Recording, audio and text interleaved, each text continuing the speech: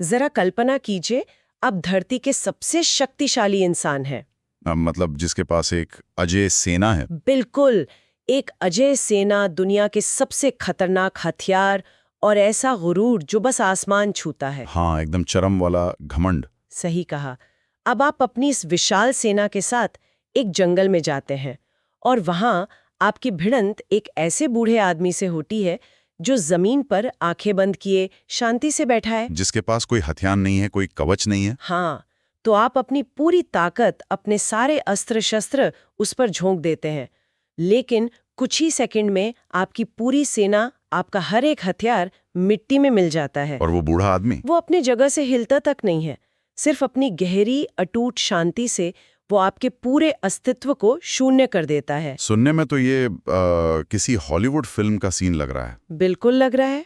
लेकिन ये कोई फिल्म नहीं है, ये मानव इतिहास और मनोविज्ञान की सबसे दिलचस्प घटनाओं में से एक है। एकदम सही। एक ऐसी घटना जिसने सत्ता, शक्ति और प्रिविलेज, मतलब जन्म से मिले विशेषाधिकार की पूरी परिभाषा को हमेशा के लिए बदल के रख दिया। और आज की इस गहन चर्चा में हम ठीक इसी घटना की गहराई में उतरने वाले हैं।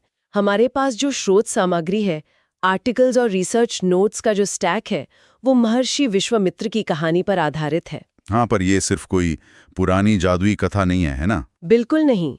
ये राजर्षि से ब्रह्मर्षि तक के सफर की एक ऐसी केस स्टडी है जो दिखाती है कि इंसान की नियति उसका जन्म नहीं बल्कि उसका संकल्प तय करता है। सही बात है। और चर्चा शुरू करने से पहले ये बताना बहुत जरूरी है कि आज के हमारे इस विस्तृत अध्ययन की जो भी अद्भुत जानकारी और स्रोत सामग्री है, वो कलेक्टेड, क्रिएटेड, प्रेजेंटेड पवन ठाकुर प्रॉपर्टी कंसल्टेंसी 9004352787 द्वारा संकलित और प्रस्तुत की गई है। जी बिल्कुल। और इस सामग्री को पढ़ते हुए जो बात मुझे सबसे ज्यादा प्रभावित करती है वो ये है कि हम अक्सर चमत्कार या जादुई शक्तियों पर ध्यान केंद्रित कर लेते हैं और इसके पीछे छिपे मानवीय संघर्ष को भूल जाते हैं, है ना? एकदम सही। विश्वामित्र की कहानी असल में एक इंसान के अपने ही खिलाफ लड़े गए सबसे बड़े युद्ध की कहानी है। ठीक है, तो आइए इसे थोड़ा विस्तार से समझते हैं। चलिए।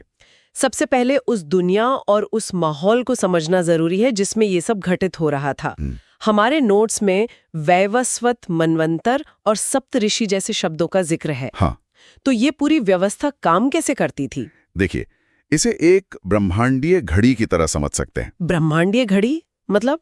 हिंदू काल गणना के अनुसार समय को मनवंतरों में बांटा गया है। अच्छा। और अभी जो समय चल रहा है वो वैवस्वत मनवंतर है। अच्छा। और हर मनवंतर में ब्रह्मांड के नियमों, ज्ञान और धर्म की रक्षा के लिए 7 ऋषियों का एक समूह नियुक्त होता है जिन्हें हम सप्तऋषि कहते हैं। तो क्या ये लोग तपस्या करके इस पद तक पहुंचते हैं? नहीं, यही तो दिलचस्प बात है। ये कोई आम इंसान नहीं होते जो मेहनत करके इस पद तक पहुंचे हों। अच्छा। स्रोत बताते हैं कि ये ब्रह्मा जी के मानस पुत्र हैं, यानी इनकी उत्पत्ति सीधे ब्रह्मा के मानसिक संकल्प से हुई है। मतलब ये ब्रह्मांड की सबसे इलीट, सबसे वीआईपी श्रेणी है। आप कह सकती हैं। हाँ, एकदम वीआईपी क्लब। और विश्वामित्र की इस पूरी यात्रा को समझने के लिए हमें इस एलीट क्लब के सबसे प्रमुख सदस्यों को समझना होगा। महर्षि वशिष्ठ। बिल्कुल, जो आगे चलकर विश्वामित्र के सबसे बड़े प्रतिद्वंद्वी बने। तो हमारी स्रोत सामग्री वशिष्ठ के बारे में क्या बताती है? तो वशिष्ठ उस स्थापित शक्ति का प्रतीक हैं जिसे चुनौती देना मतलब असंभव माना जाता था, क्योंकि उन्हें सीधा भगवान का बैकअप मिला हुआ था। हाँ, वो सीधे ब्रह्मा जी की प्राणवायु से उत्पन्न हुए हैं। वो जन्म से ब्राह्मण हैं। उनके पास ज्ञान का ऐसा भंडार है जो उन्होंने कहीं से सीखा नहीं है। मतलब वो ज्ञान जन्म से ही उनके भीतर मौजूद है। एकदम सही। इसके अलावा वो इक्ष्वाकु वंश के कुलगुरु हैं। ये वही प्रतिष्ठित राजवंश है ना जिसमें आगे चलकर भगवान राम का जन्म हुआ? जी हाँ, वही राजवंश। और वशिष्ठ के पास एक ऐसा संसाधन है जो उस समय की पूरी अर्थव्यवस्था को हिला सकता था। अर्थव्यवस्था को? वो कैसे? नंदिनी नाम की एक जादुई गाय के जरिए। ओह, अगर इसे आज के संदर्भ में देखा जाए तो महर्षि वशिष्ठ पूरी तरह से ओल्ड मनी का प्रतीक लगते हैं। हाँ, ओल्ड मनी, एकदम सटीक तुलना है। या फिर वो इंसान जो जन्म से ही एक जीनियस है, जिसके माता पिता अरबपति हैं और जिसे अपने जीवन में कभी कुछ साबित करने के लिए संघर्ष नहीं करना पड़ा। वो तो सिस्टम के केंद्र में ही पैदा हुए हैं। वही ना। अब कोई सोच रहा होगा कि जब कोई इंसान जन्म से ही इतना शक्तिशाली है तो बाहर का कोई आदमी उस व्यवस्था को चुनौती देने की हिम्मत भी कैसे जुटा सकता है। यहाँ सबसे दिलचस्प बात यह है कि महर्षि वशिष्ठ की उस अजेय शक्ति का असली स्रोत क्या था? कोई बहुत बड़ा हथियार नहीं, वो कोई बाहरी हथियार नहीं था। स्रोत सामग्री एक शब्द का इस्तेमाल करती है, ब्रह्म तेज। ब्रह्म तेज, इसका मतलब क्या हुआ? इसे अगर हम डिकोड करें तो ये एक ऐसी अंतर्निहित आध्यात्मिक शांति है जहां क्रोध, डर या किसी भी तरह के रिएक्शन का कोई वजूद ही नहीं होता। मतलब वो रिएक्ट ही नहीं करते? बिल्कुल नहीं। ये एक ऐसी फोर्स फील्ड की तरह है जो किसी भी आक्रामकता को अपने अंदर सोख लेती है। और यही वो शांत फोर्स फील्ड थी जिससे एक बहुत बड़ा अहंकार टकराने वाला था। महर्षि विश्वामित्र का अहंकार। हाँ, क्योंकि इस कहानी में विश्वामित्र की एंट्री होती है जो उस वक्त कोई ऋषि नहीं थे। नहीं, वो तो राजा थे। राजा गाधी के पुत्र, एक महान क्षत्रिय राजा कौशिक, जिनके पास सत्ता का नशा है, विशाल सेना का घमंड है और अपने बाहुबल पर अत्यधिक गर्व है। बिल्कुल। लेकिन मुझे यहाँ एक बात बड़ी अजीब लगती है। क्या? एक इतना बड़ा राजा जिसके पास संसाधनों की कोई कमी नहीं है, वो एक साधु के आश्रम में जाकर एक गाय के पीछे क्यों पड़ जाता है? क्योंकि नंदिनी कोई साधारण गाय नहीं थी ना। अच्छा, तो उसमें क्या खास था? जब राजा कौशिक अपनी विशाल सेना के साथ वशिष्ठ के आश्रम में रुकते हैं तो वो देखते हैं कि वशिष्ठ उसी नंदिनी गाय की मदद से क्षण भर में उस पूरी सेना के लिए शानदार भोजन और सुख सुविधाओं का प्रबंध कर देते हैं। अरे वाह, पूरी सेना के लिए? हाँ। अब एक राजा के नजरिए से सोचिए, उसके लिए सबसे बड़ी चुनौती क्या होती है? अपनी सेना की लॉजिस्टिक्स और सप्लाई चेन को बनाए रखना। एकदम सही। ओ, अब समझ में आया। राजा को लगा कि अगर ये एक गाय मेरे पास आ जाए तो मुझे कभी सेना के राशन या सप्लाई की चिंता ही नहीं करनी पड़ेगी। हाँ, वो अजय हो जाएगा। बिल्कुल। तो लालच और सत्ता की भूख जाग उठती है। राजा कौशिक वशिष्ठ से वो गाय मांगते हैं और वशिष्ठ मना कर देते हैं। जी। और जब वशिष्ठ इनकार कर देते हैं तो कौशिक का अहंकार आहत होता है। वो तय करते हैं कि वो अपने क्षत्रिय बल और सेना के दम पर नंदिनी को छीन लेंगे। उनका सोचना होगा कि शारीरिक बल के सामने एक शांति से बैठा हुआ साधु भला क्या कर लेगा, है ना? हाँ, और यहीं पर सबसे बड़ा टकराव होता है, भौतिक शक्ति बनाम आध्यात्मिक शक्ति। लेकिन स्रोत सामग्री इस युद्ध का जो वर्णन करती है वो बहुत हैरान करने वाला है। हाँ। वशिष्ठ जवाबी हमला नहीं करते। नहीं, वो अपनी जगह से उठते तक नहीं है। सच में? हाँ, वो बस अपने ब्रह्म तेज का प्रयोग करते हैं और राजा कौशिक की पूरी सेना, उनके सबसे घातक दिव्यास्त्र, सब कुछ उस ब्रह्म तेज से टकराकर ऐसे शांत हो जाते हैं जैसे उबलते हुए लावे को गहरे समंदर में फेंक दिया गया हो। मतलब कोई मारकाट नहीं हुई? नहीं, ये ऊर्जा का अवशोषण था। वशिष्ठ का शांत मन कौशिक के हिंसक मन को पूरी तरह से निगल लेता है। ये तो कुछ वैसा ही हुआ जैसे आप एक सुपर कंप्यूटर को हथौड़े से तोड़ने की कोशिश कर रहे हो। हाँ, हाँ। और आपका हथौड़ा हवा में ही गायब हो जाए। एक राजा के लिए ये बहुत ही भयानक अनुभव रहा होगा। बहुत ज्यादा। लेकिन यहाँ ये बात और भी ज्यादा रोचक हो जाती है। स्रोत बताते हैं कि राजा कौशिक ने हार नहीं मानी। बिल्कुल नहीं। उन्होंने बार बार नए अस्त्रों के साथ हमला किया और वशिष्ठ ने हर बार उन्हें हरा दिया। हर बार। लेकिन वशिष्ठ ने कौशिक को कभी मारा नहीं। मुझे यहाँ एक सवाल परेशान कर रहा है। बताइए। अगर कोई आप पर बार बार जानलेवा हमला कर रहा है तो आप उसे जिंदा क्यों छोड़ेंगे? हाँ, ये सोचने वाली बात है। क्या वशिष्ठ का कौशिक को बार बार जीवित छोड़ देना दरअसल उन्हें शारीरिक रूप से मारने से कहीं ज्यादा बड़ा अपमान नहीं था? बिल्कुल था। और ये मनोविज्ञान का बहुत गहरा पहलू है। वो कैसे? देखिए, एक क्षत्रिय योद्धा के लिए युद्ध के मैदान में मारा जाना सम्मान की बात होती है। उसे वीरगति माना जाता है। हाँ, वो तो है। लेकिन वशिष्ठ का क्रोधित न होना और कौशिक को जीवित छोड़ देना दरअसल ये संदेश दे रहा था कि तुम मेरे लिए कोई खतरा ही नहीं हो। ओह। वशिष्ठ कौशिक को ऐसे ट्रीट कर रहे थे जैसे कोई बड़ा व्यक्ति किसी जिद्दी बच्चे के खिलौने छीनकर उसे बिना सजा दिए छोड़ देता है। ये तो अहंकार के छितरे उड़ाने वाली बात हो गई। एकदम। एक राजा जिसकी पहचान ही उसका खौफ और उसका बल है, उसे ये एहसास दिला दिया गया कि वो पूरी तरह से शक्तिहीन है, उसका खौफ किसी काम का नहीं है। और इसी एक पल ने कौशिक के भीतर की पूरी दुनिया को ढा दिया। उनका सारा गुरूर टूट गया। हाँ, उन्हें ये गहराई से समझ आ गया कि भौतिक शक्ति, सेना और हथियार हमेशा उस ब्रह्म तेज के सामने बौने ही रहेंगे। जिस बाहुबल को वो दुनिया की सबसे बड़ी ताकत मानते थे, वो असल में कुछ भी नहीं। कुछ भी नहीं। और शायद यही वो ट्रिगर था जिसने इतिहास के सबसे बड़े आत्मपरिवर्तन की नींव रखी। जी। इस भयंकर हार और अपमान ने उन्हें बाहर से तोड़ा, लेकिन भीतर से एक नई दिशा दे दी। स्रोत बताते हैं कि राजा कौशिक ने उसी क्षण अपना पूरा साम्राज्य, अपना राजपाट त्याग दिया और जंगल की ओर निकल गए। लेकिन राजपाट छोड़ना तो बहुत आसान हिस्सा था। अच्छा, तो मुश्किल क्या था? असली चुनौती थी अपने दिमाग की उस संरचना को बदलना जो दशकों से एक राजा की तरह सोचती आई थी। हाँ, वो राजा वाला माइंडसेट। बिल्कुल। उन्होंने संकल्प लिया कि वो क्षत्रिय से ब्रह्मर्षि बनेंगे। ब्रह्मर्षि यानी वो अवस्था जहाँ चेतना सर्वोच्च स्तर पर होती है। हाँ, और इंसान परम सत्य को जान लेता है।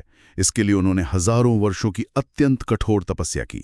तपस्या के बारे में सुनकर लोगों को लगता है कि बस जंगल में जाकर आंख बंद करके बैठ जाना है। ज्यादातर लोग यही सोचते हैं। लेकिन हमारी स्रोत सामग्री इशारा करती है कि ये एक भयंकर मनोवैज्ञानिक युद्ध था। एकदम सही।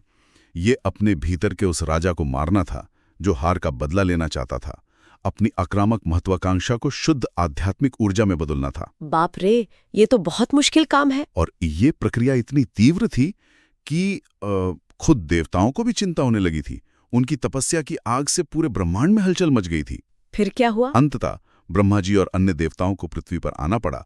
उन्होंने कौशिक के तप को स्वीकार किया और उन्हें देवलोक से ब्रह्मर्षि की मान्यता दे दी। उस उपाधि को लेने से साफ इनकार कर दिया। इनकार कर दिया? क्यों? उन्होंने एक शर्त रख दी कि वो खुद को ब्रह्मर्षि तभी मानेंगे जब स्वयं महर्षि वशिष्ठ आकर उन्हें इस नाम से पुकारेंगे। रुको, मुझे इसी बात पर सबसे बड़ी आपत्ति है। अच्छा, क्या आपत्ति है? सोच कर देखिए, जिस आदमी ने पूरी जिंदगी आपको नीचा दिखाया, जिससे आप बेइंतहा नफरत करते थे, अंत में उसी आदमी से आपको सर्टिफिकेट चाहिए? मतलब वैलिडेशन चाहिए? हाँ, उसी से मान्यता चाहिए। क्या ये नहीं दिखाता कि विश्वामित्र का वो पुराना अहंकार अभी भी जिंदा था? मैं समझ सकता हूँ कि आप ऐसा क्यों सोच रही हैं। इतने सालों की तपस्या के बाद भी वो वशिष्ठ की ही स्वीकृति क्यों मांग रहे थे? देखिए, सतह से देखने पर यह बिल्कुल किसी के भी अहंकार का चरम लग सकता है, लेकिन अगर हम उस दौर की सामाजिक और ब्रह्मांडीय व्यवस्था की गहराई में जाएं, तो यह अहंकार नहीं था। तो फिर ये क्या था? ये उस पूरी सिस्टम का अंत था। वशिष्ठ कोई आम मुनि नहीं थे। अच्छा। वो उस विचार का प्रतिनिधित्व करते थे कि योग्यता सिर्फ जन्म से मिलती है। वशिष्ठ दैवीय कृपा के प्रतीक थे, जन्म से ब्राह्मण व्यवस्था के प्रतीक थे। ओहो, तो वो सिर्फ एक व्यक्ति को नहीं बल्कि एक पूरी विचारधारा को चुनौती दे रहे थे। बिल्कुल। विश्वामित्र मानव क्षमता, पुरुषार्थ और कर्म के प्रतीक बन चुके थे। समझ रही हूँ। अगर सिर्फ देवता उन्हें उपाधि दे देते तो वो एक अपवाद मान लिया जाता कि चलो एक इंसान ने कर लिया। हाँ, लेकिन जब तक वशिष्ठ स्वयं, जो उस जन्म आधारित व्यवस्था के सर्वोच्च शिखर थे, ये स्वीकार नहीं करते कि हाँ, तुम्हारा कर्म मेरे जन्म के बराबर या उससे बड़ा है, तब तक ये साबित नहीं होता कि इंसान अपनी इच्छा शक्ति से व्यवस्था को बदल सकता है। क्या बात है। जब वशिष्ठ ने अपने मुख से उन्हें ब्रह्मर्षि कहा, तो ये एक इंसान की जीत नहीं थी, ये जन्म पर कर्म की जीत थी। तो आखिर इन सब का मतलब क्या है? इसका मतलब ये है कि विश्वामित्र ने सिर्फ एक पर्सनल माइलस्टोन अचीव नहीं किया, उन्होंने यूनिवर्स के नियम को हैक कर लिया। बिल्कुल, हैक कर लिया। उन्होंने दिखा दिया कि कोई भी इंसान अपने जन्म की बेड़ियों में नहीं जकड़ा है। लेकिन एक सवाल और उठता है यहाँ पर। जी, पूछिए। जब कोई इंसान इतनी जद्दोजहद के बाद इतनी बड़ी शक्ति हासिल कर लेता है, तो वो उसका क्या करता है? हाँ, आमतौर पर लोग सत्ता मिलते ही दुनिया पर राज करना चाहते हैं। वही तो। और यहीं पर हमें पता चलता है कि वो राजा कौशिक से महर्षि विश्वामित्र बन चुके थे।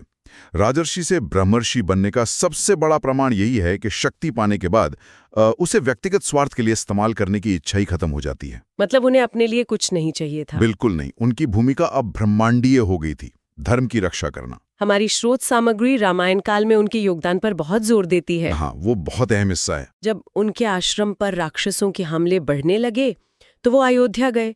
वहां से वो युवा राम और लक्ष्मण को अपने साथ ले आए। जी। ये सोचने वाली बात है कि जिस सर्वोच्च ज्ञान और दिव्यास्त्रों को पाने के लिए उन्होंने अपना पूरा जीवन दांव पर लगा दिया था, वो सब कुछ उन्होंने बिना किसी हिचकिचाहट के श्री राम को सौंप दिया। और ये देखिए कि जो इंसान कभी अपने क्षत्रिय बाहुबल पर सबसे ज्यादा इतराता था, वही इंसान अब भगवान के क्षत्रिय अवतार का मार्गदर्शक बन रहा था। सही बात है। उन्होंने ही श्री राम को वो अस्त्र शस्त्र और ज्ञान दिया जिससे ताड़का और सुबाहु जैसे राक्षसों का अंत हुआ और धर्म की स्थापना हुई। एक पूर्व राजा जो कभी सिर्फ एक जादुई गाय के लिए एक साधु से लड़ने पहुंच गया था, वो समय आने पर ब्रह्मांड के रक्षक का गुरु बन गया। ये ट्रांसफॉर्मेशन वाकई रोंगटे खड़े कर देने वाला है। बिल्कुल है, लेकिन बात सिर्फ रामायण काल पर आकर खत्म नहीं होती है ना? नहीं, स्रोत सामग्री में एक बहुत ही रोमांचक खगोलीय तथ्य और भविष्यवाणी भी है। हाँ, जो लोग रात में आसमान देखते हैं वे आज भी उत्तर दिशा में महर्षि विश्वामित्र को देख सकते हैं। वो सप्तर्षि मंडल, जिसे अंग्रेजी में अर्सा मेजर कहते हैं, हाँ। उसके एक बहुत ही प्रमुख तारे के रूप में वहां मौजूद हैं। आसमान में तारों के रूप में? हाँ, और अगर हम इसे व्यापक दृष्टिकोण से देखें तो वो सिर्फ आसमान में चमकने वाली कोई गैस की गेंद नहीं है। सप्तर्षि मंडल ब्रह्मांडीय रक्षकों का प्रतीक है। मतलब ये ऋषि इतिहास का कोई बीता हुआ पन्ना नहीं है? बिल्कुल नहीं, वे एक एक्टिव कॉस्मिक फोर्स हैं।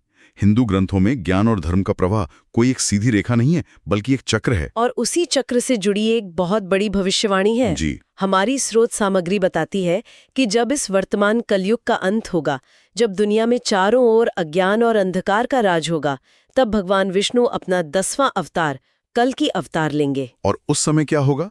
विश्वामित्र और अन्य सप्तर्षि इसी तारामंडल से मानव रूप में वापस पृथ्वी पर आएंगे। वापस आएंगे? हाँ, वे वापस आएंगे ताकि वे कल्कि अवतार को वेदों का, अस्त्र शस्त्र का और धर्मशास्त्रों का वो शाश्वत ज्ञान दे सकें जो समय के साथ इस धरती से लुप्त हो गया होगा। वाह! सृष्टि की शुरुआत में ज्ञान देना, मध्य में उसकी रक्षा करना और युग के अंत में नई शुरुआत के लिए फिर से उसी ज्ञान को वापस लाना।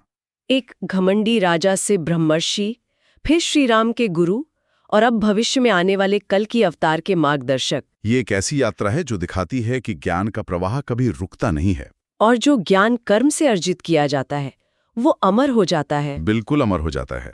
आज की इस पूरी गहन चर्चा से जो बात सबसे स्पष्ट होकर उभरती है वो ये है कि आध्यात्मिक सत्य या जीवन की किसी भी बड़ी उपलब्धि पर किसी एक विशेष वर्ग का एकाधिकार नहीं है। एकदम सही बात है। महर्षि विश्वामित्र ने ये साबित कर दिया कि अदम्य इच्छा शक्ति से इंसान अपनी नियति की स्क्रिप्ट खुद लिख सकता है। और एक बार फिर हम याद दिला दें कि आज हमने महर्षि विश्वामित्र की जिस शानदार यात्रा और स्रोत सामग्री का विश्लेषण किया वो कलेक्टेड क्रिएटेड प्रेजेंटेड पवन ठाकुर प्रॉपर्टी कंसल्टेंसी 9004352787 द्वारा हम तक पहुंचाई गई है। जी।